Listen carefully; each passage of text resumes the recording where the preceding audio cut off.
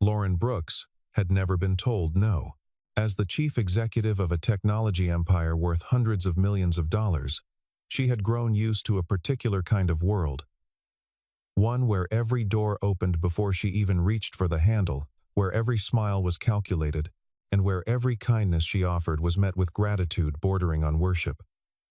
So when a quiet stranger in a faded gray jacket simply smiled, thanked her, and walked away from her without asking for anything at all, something inside her cracked open in a way she did not expect.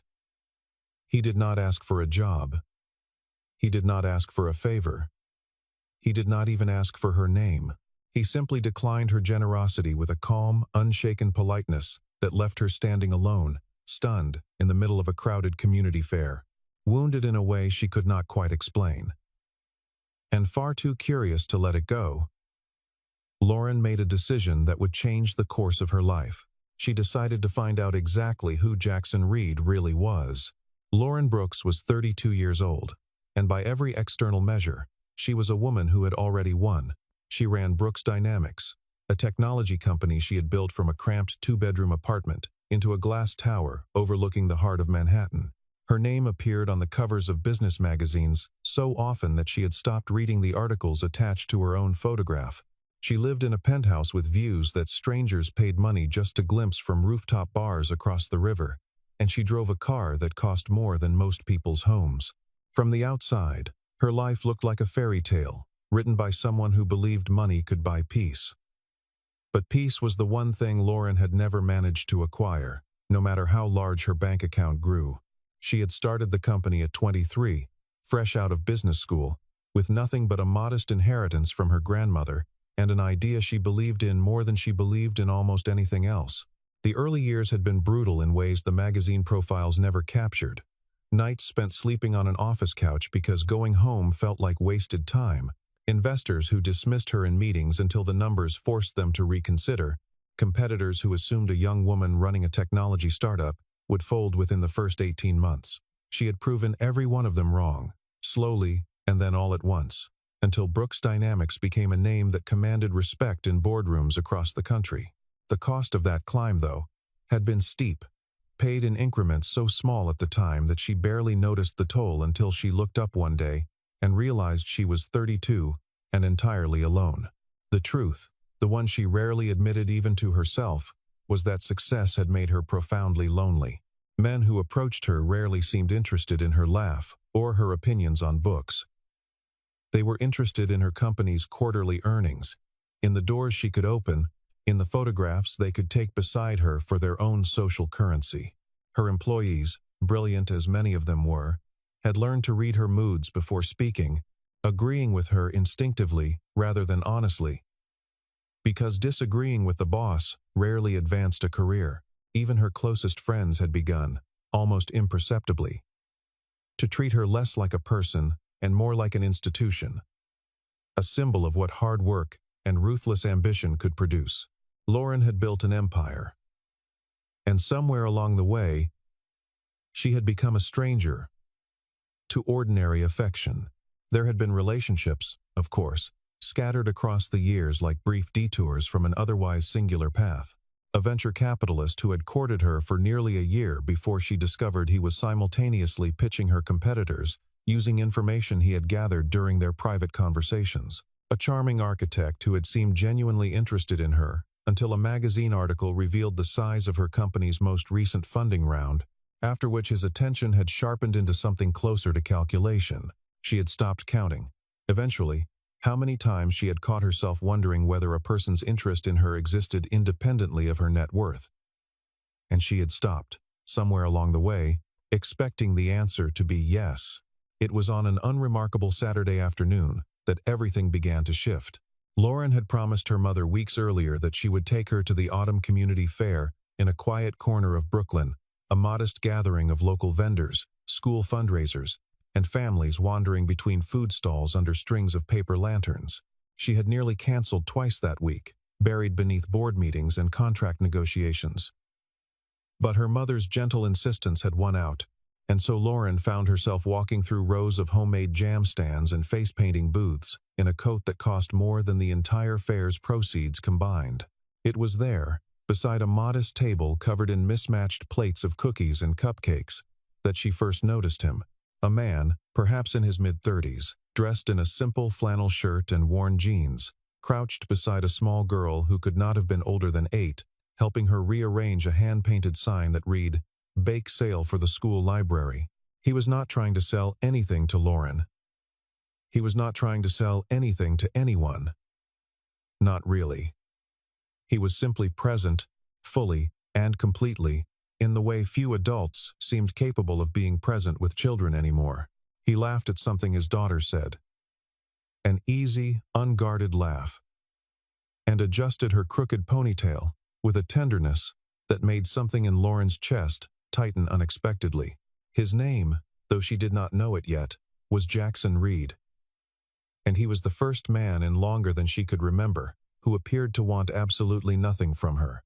Lauren's mother, walking a few steps ahead, noticed her daughter's lingering gaze and smiled to herself in the particular way mothers smile when they notice something their children have not yet admitted to noticing themselves. She said nothing at the time, simply continued toward a stand selling homemade preserves. But the moment lodged itself in Lauren's memory regardless, undisturbed by the dozens of other faces and stalls she passed that afternoon. There was nothing remarkable about the scene by any objective measure. A father and daughter at a school fundraiser, like countless others, scattered across the fairground. And yet something about the quality of his attention, the complete absence of distraction in his focus on the small girl beside him, set him apart from everyone else Lauren had encountered that day. It was the daughter who brought them together. In the clumsy, accidental way that children often manage, Emma Reed, 8 years old and full of the kind of fearless energy that made adults both delighted and slightly nervous, was carrying a pitcher of lemonade across the grass when her sneaker caught on an uneven patch of sod. The pitcher tipped, and a wave of cold lemonade splashed directly across the front of Lauren's cream-colored blouse before either of them could react. For a half-second, the old Lauren, the one who flinched at scuffed shoes and wrinkled fabric, threatened to surface. But something about the look on Emma's face, pure horror mixed with the immediate instinct to apologize, made Lauren laugh instead. A real laugh, surprised out of her before she could stop it. Jackson was at his daughter's side instantly, apologizing with a sincerity that bordered on the dramatic, already reaching for napkins from a nearby table. Lauren waved him off gently. "It's really nothing," she told him, and meant it. Which surprised her almost as much as it seemed to surprise him. What followed was a short, easy conversation, the kind that unfolds naturally between strangers who share an unexpected moment. And what struck Lauren most was how utterly normal Jackson seemed. He spoke to her the way he might speak to anyone, with warmth and a touch of self-deprecating humor about his daughter's enthusiasm for lemonade distribution. There was no flicker of recognition in his eyes.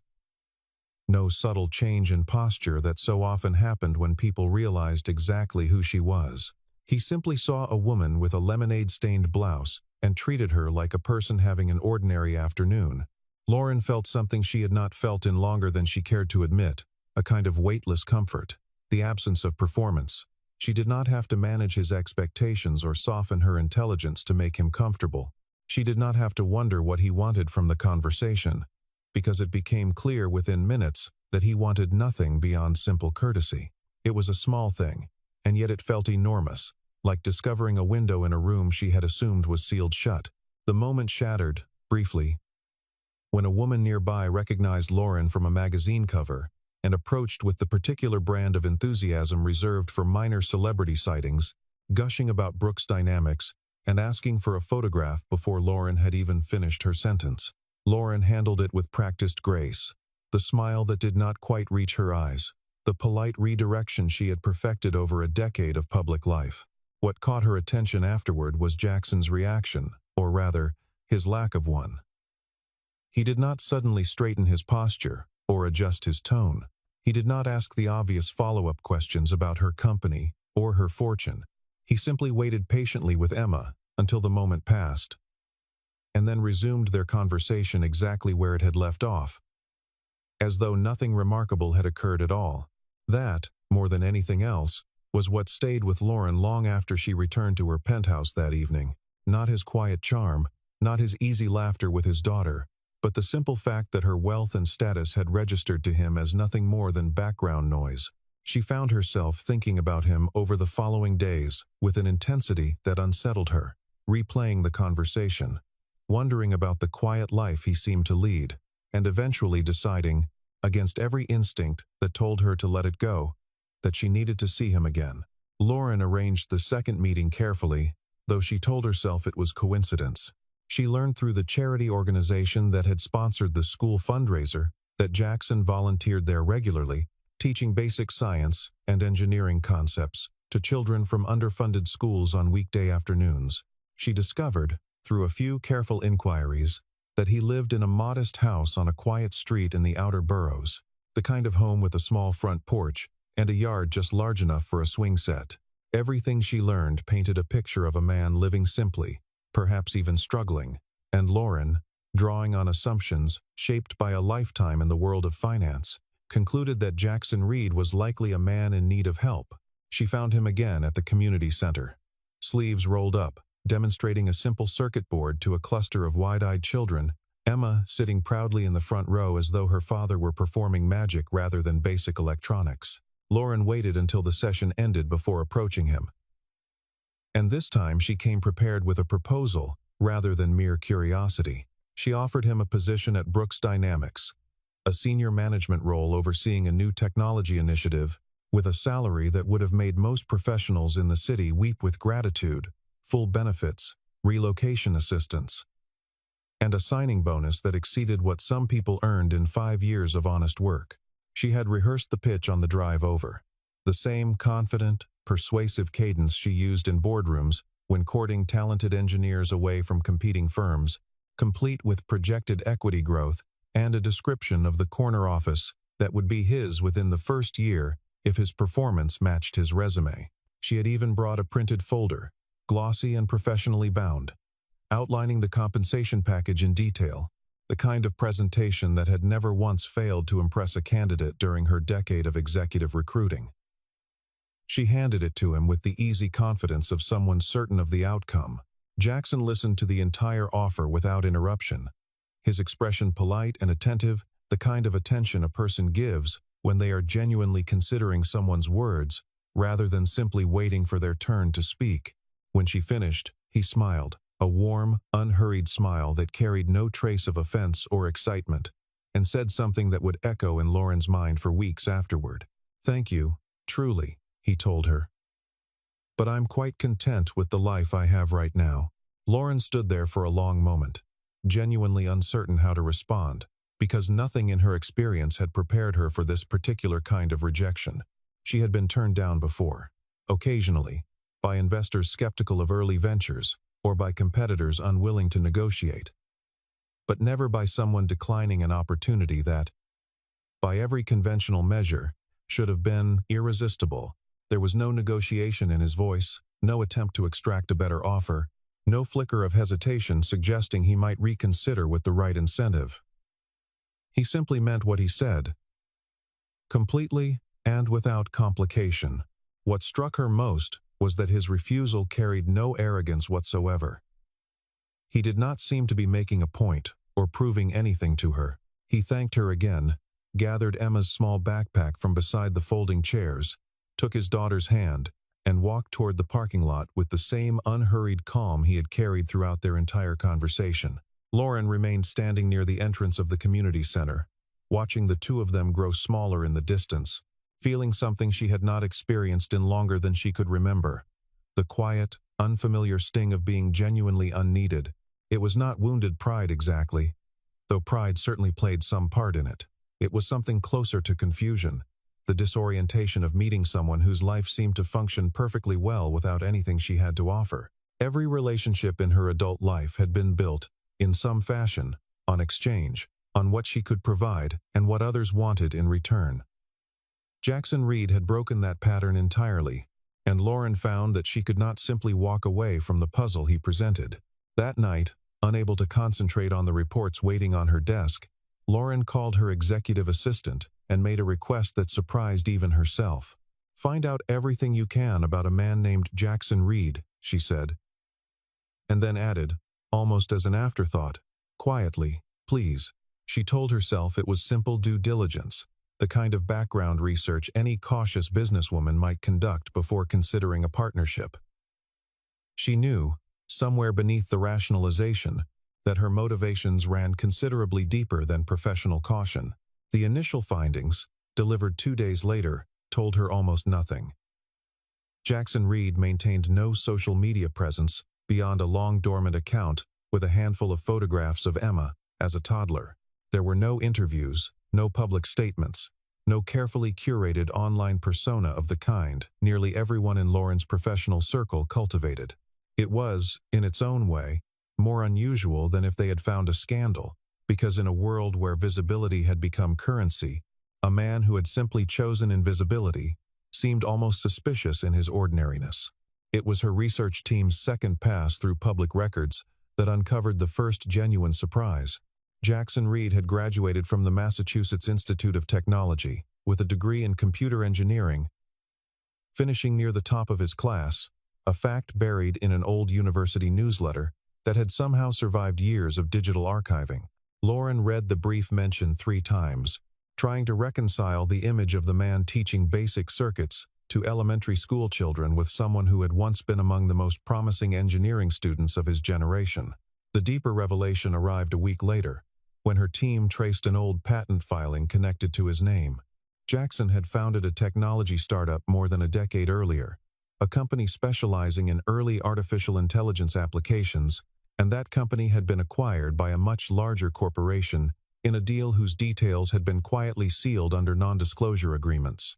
Lauren stared at the documents spread across her desk, feeling the unmistakable sense that she had stumbled onto something far larger than she had anticipated, something that had been deliberately, carefully buried. She authorized a more thorough investigation, the kind typically reserved for major acquisitions or potential corporate threats, and the results, when they finally arrived, left her sitting motionless at her desk for nearly 20 minutes, the documents trembling slightly in her hands. Jackson Reed was not simply a former engineer who had dabbled in entrepreneurship. He was the founder of Reed Vision Technologies, a company that had once stood at the forefront of artificial intelligence research, holding multiple patents that had reshaped entire segments of the industry. Venture capital firms had once competed fiercely for the privilege of funding his work. He had appeared, briefly, in a feature article in Forbes magazine, photographed in a sleek office with the kind of confident posture that belonged to someone who understood his own brilliance. The patents alone told a remarkable story. Reed Vision Technologies had developed early predictive algorithms that several major firms still licensed for their own systems years later, technology that had quietly become embedded in industries, ranging from healthcare diagnostics to logistics optimization. Lauren, who understood the technology sector better than almost anyone, recognized several of the underlying concepts immediately, concepts she had assumed originated with much larger, better-funded research teams. It was disorienting to realize that the foundation of innovations she had studied in graduate school traced back to a man she had just watched help his daughter sell lemonade at a neighborhood fair.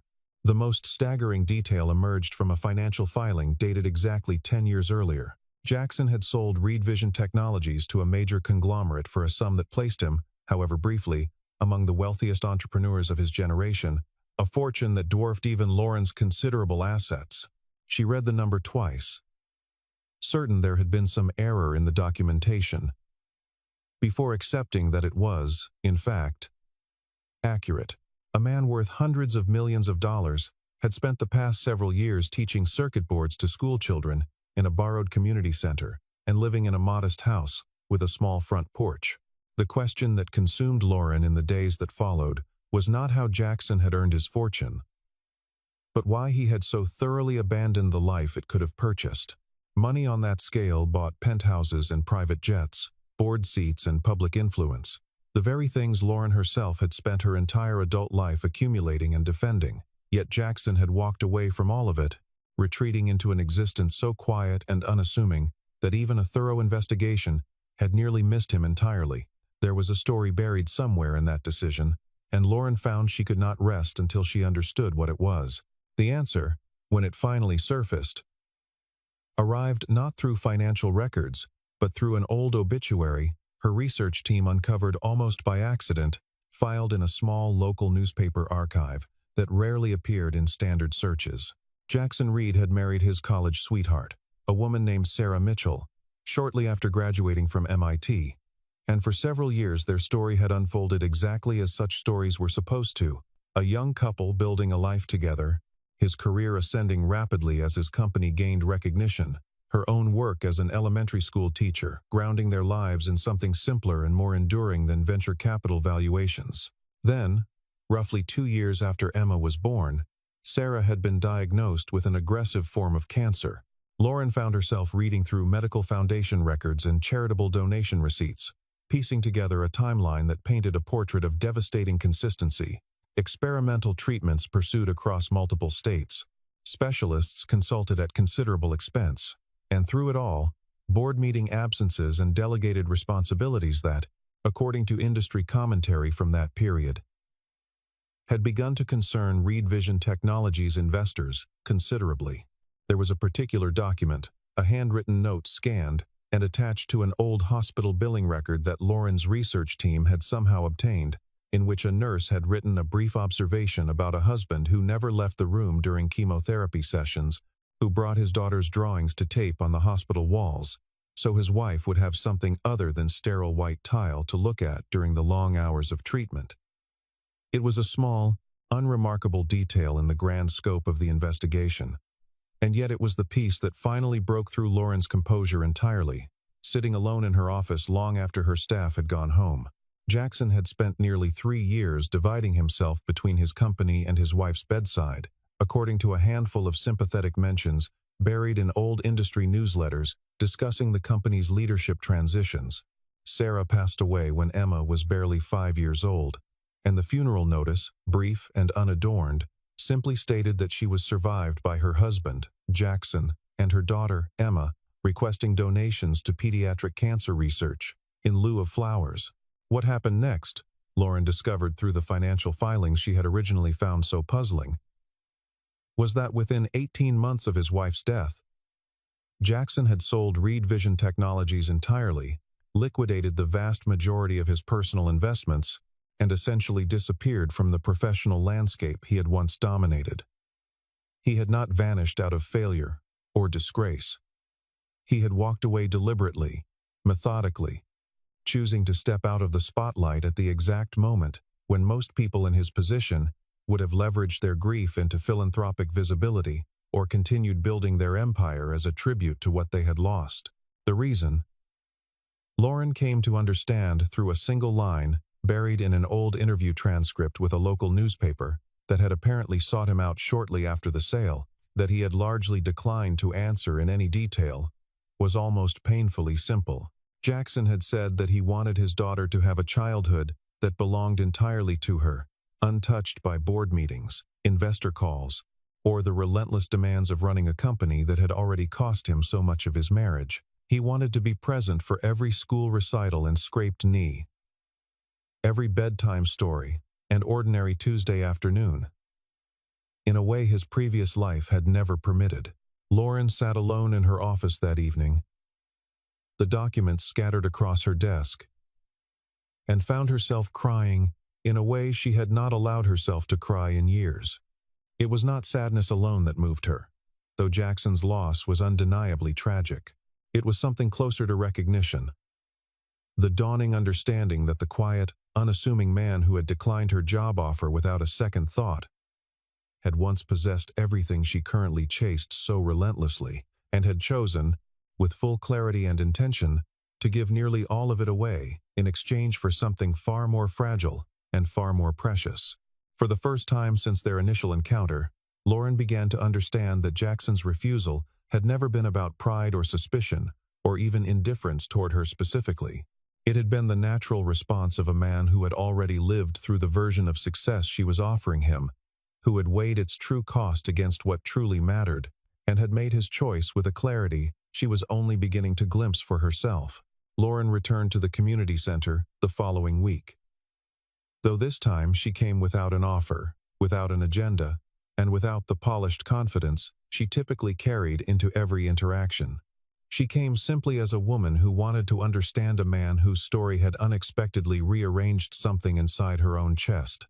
Jackson greeted her with the same easy warmth he had shown from their very first meeting. And this time, when they spoke, the conversation unfolded with a different kind of honesty. They talked, over the following weeks, about ordinary things that somehow felt extraordinary in their plainness. They talked about families, about the particular ache of loneliness that could exist even inside a crowded room, about the strange grief of losing someone slowly over years, rather than all at once. Jackson spoke about Sarah, eventually, carefully, the way one speaks about something still tender even after considerable time has passed, describing not her illness but the quiet, ordinary moments of their marriage that he found himself missing most.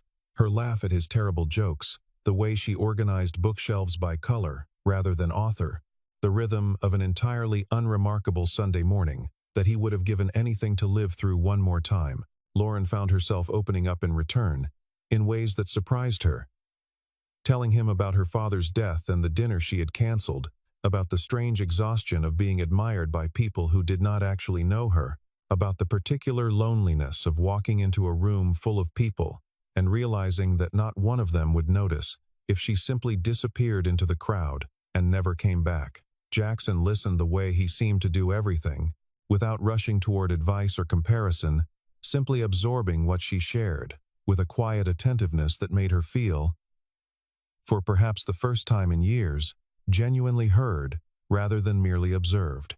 "I had enough money a long time ago," he told her one evening, sitting on the wooden steps outside the community center while Emma practiced cartwheels nearby on the grass. "What I didn't have enough of was time with the people I loved. And by the time I understood that clearly, I had already lost the chance to change it for Sarah. I'm not going to make that same mistake with Emma."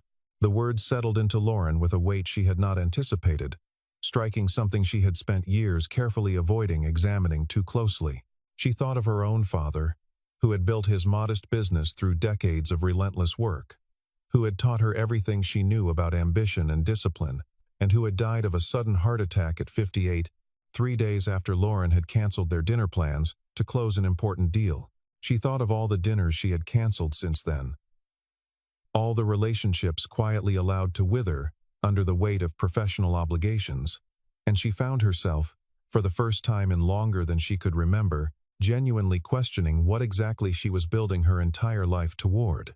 It was a question that arrived without easy answers, and it followed her home that night, settling into the corners of her penthouse like an uninvited guest that refused to leave.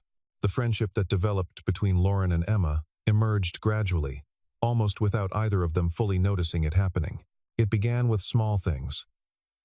Lauren staying a little longer at the community center to watch Emma's experiments, then accepting an invitation to a weekend bake sale that had nothing to do with research or investigation, simply an afternoon spent rolling cookie dough across a flour-dusted countertop, while Emma narrated an elaborate story about the secret lives of garden gnomes. There were afternoons in the park, where Lauren found herself pushing Emma on a creaking swing set, laughing in a way that felt unfamiliar in its lightness, unburdened by the careful performance she maintained in every other corner of her life.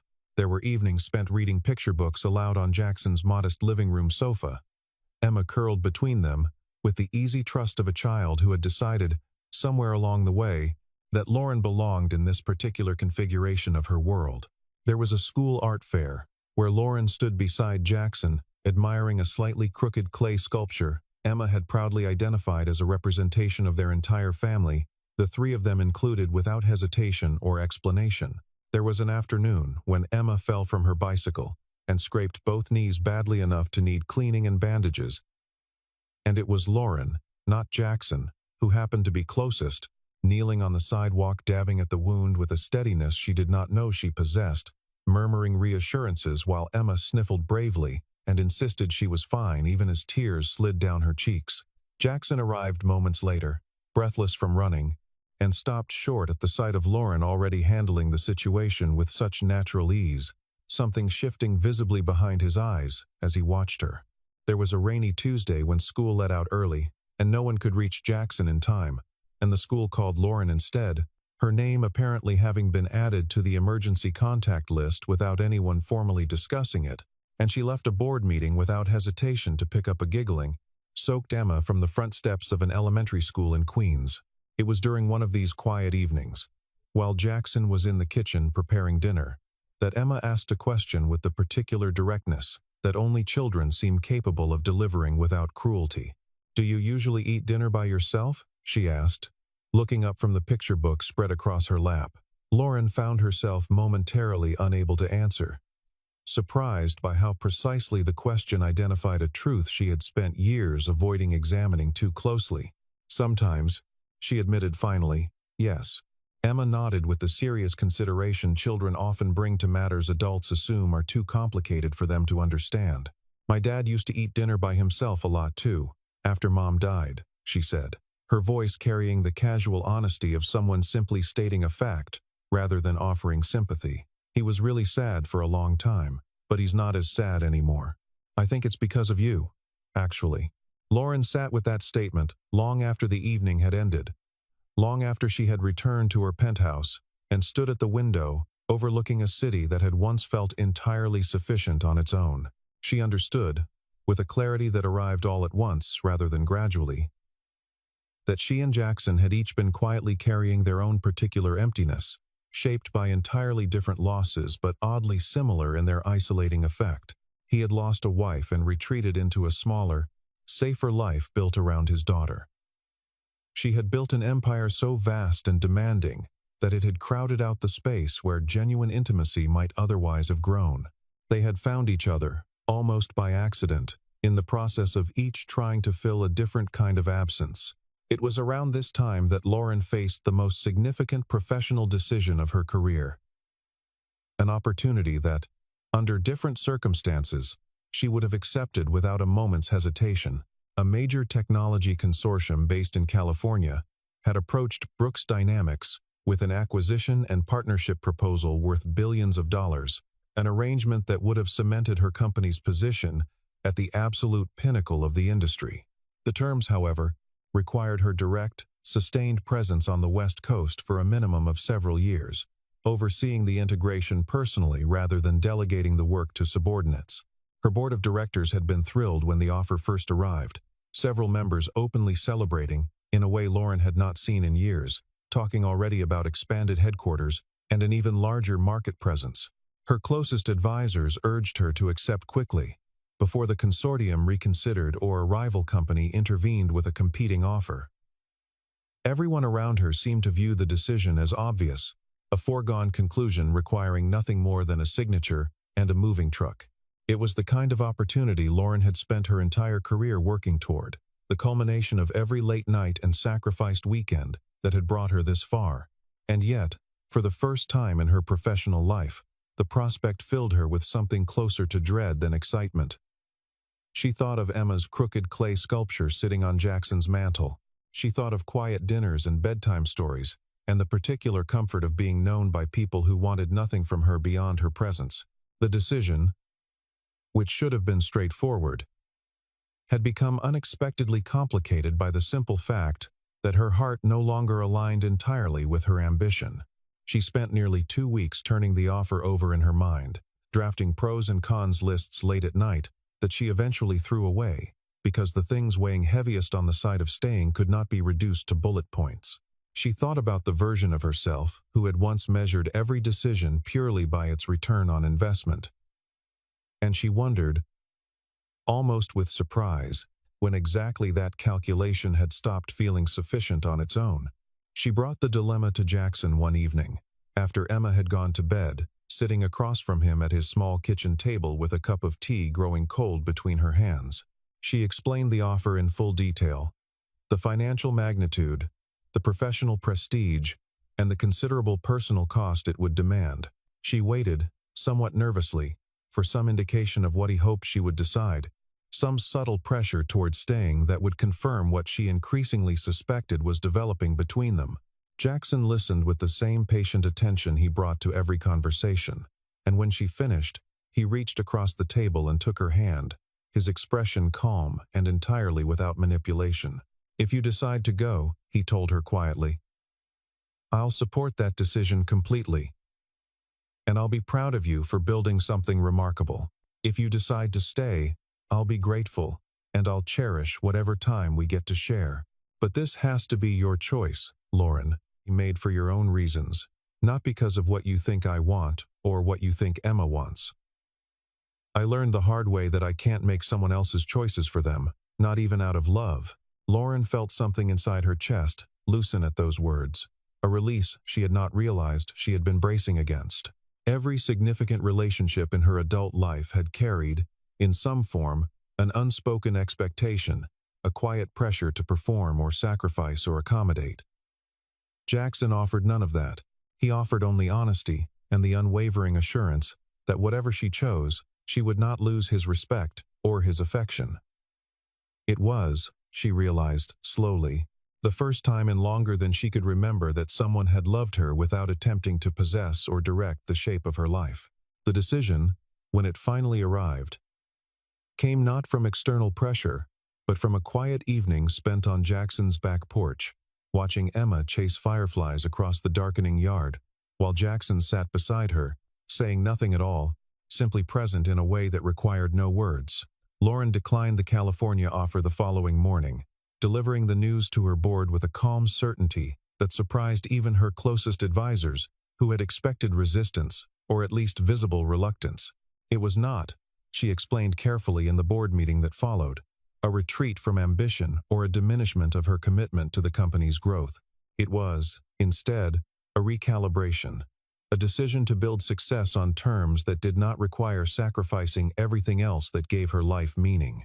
She restructured her role over the following months, delegating significant operational responsibilities to a trusted leadership team, establishing systems that allowed her to guide the company's strategic direction without requiring her constant physical presence at every meeting and negotiation. Brooks Dynamics continued to grow, perhaps even more sustainably than before, freed from the bottleneck of a single executive, attempting to control every variable personally. Several board members had been skeptical at first, quietly questioning whether a company could thrive under leadership that no longer demanded total, round-the-clock availability from its chief executive. Lauren proved them wrong within the first 2 quarters, demonstrating that clear strategy and trusted delegation produced results just as strong, if not stronger, than her previous approach of personally micromanaging every decision. She discovered, somewhat to her own surprise, that she had become a better leader by becoming a more complete person, that the perspective she gained from a life lived beyond spreadsheets and quarterly projections sharpened rather than dulled her judgment in the boardroom. A year passed, marked by changes both subtle and profound. Lauren remained the chief executive of her company, and under her continued leadership, Brooks Dynamics expanded into new markets, posted record earnings, and earned recognition as one of the most innovative firms in its sector. But the rhythm of her life had shifted fundamentally. She worked efficiently and decisively during the hours she dedicated to the company, then closed her laptop at a reasonable hour most evenings, choosing instead to drive across the bridge to a modest house with a small front porch, where dinner was usually already simmering on the stove, and a small girl was usually waiting to share the elaborate details of her day. It was an autumn afternoon, almost exactly 2 years after their first meeting at the community fair, when Lauren arrived at Jackson's house to find him and Emma working together in the small backyard garden, kneeling in the soil planting bulbs that would bloom the following spring. The afternoon light fell golden across the yard, catching the dust motes stirred up from the dry earth. And for a moment Lauren simply stood at the gate, watching them, struck by the quiet completeness of the scene before her. Emma noticed her first, abandoning her small trowel immediately to run across the yard and wrap her arms around Lauren's waist, with the unguarded enthusiasm children reserve for the people they trust completely. Jackson rose from the garden bed more slowly, brushing soil from his knees, and smiled at her with an expression that had grown so familiar over the past 2 years that Lauren sometimes forgot how rare it was, that kind of unguarded, uncomplicated happiness. They sat together on the porch steps that evening. Emma, eventually wandering off to chase the last of the season's fireflies, and Lauren found herself asking a question that had lingered in the back of her mind. since the earliest days of her investigation into his past. "You once had everything," she said quietly. "More money than most people could imagine spending in several lifetimes. A company that was changing an entire industry. And you gave nearly all of it away. Do you ever regret that choice?" Jackson considered the question for a long moment, watching Emma's small silhouette moving against the darkening sky. Before he answered, "Losing money was never frightening to me," he said finally, his voice steady and unhurried. "Money can always be rebuilt, given enough time and effort. What frightens me, what genuinely terrifies me even now, is the thought of losing the people I love and realizing too late that I spent the time I should have had with them chasing something that ultimately meant far less. I'm not the richest man in the world, Lauren. I'm not even close. But I think, without question, that I'm one of the happiest, and that has to count for something far more valuable than any number on a balance sheet." Lauren sat with those words as the evening deepened around them, the porch light casting a warm glow across the small yard, Emma's laughter drifting back to them from somewhere near the fence line. She thought about the woman she had been 2 years earlier, standing stunned and wounded in the middle of a community fair, unable to comprehend why a man would walk away from everything she had to offer. She understood now, with a clarity that felt earned rather than simply given, that Jackson had never rejected her wealth or her status out of pride or indifference. He had simply already learned, through loss so profound, it had reshaped the entire architecture of his life. Exactly what mattered, and what did not. She thought, too, about her father, gone now for so many years, and about the dinner she had canceled, that she could never get back. She thought about all the versions of herself that had existed before this one. The relentless young founder sleeping on office couches, the magazine cover subject smiling for cameras that never asked about her actual life, the woman who had once measured her worth entirely in numbers because numbers, unlike people, never demanded anything emotionally complicated in return. She did not regret the woman she had been, exactly, because that woman had built something real and lasting, but she was grateful, deeply and quietly grateful, that she had not remained that woman forever.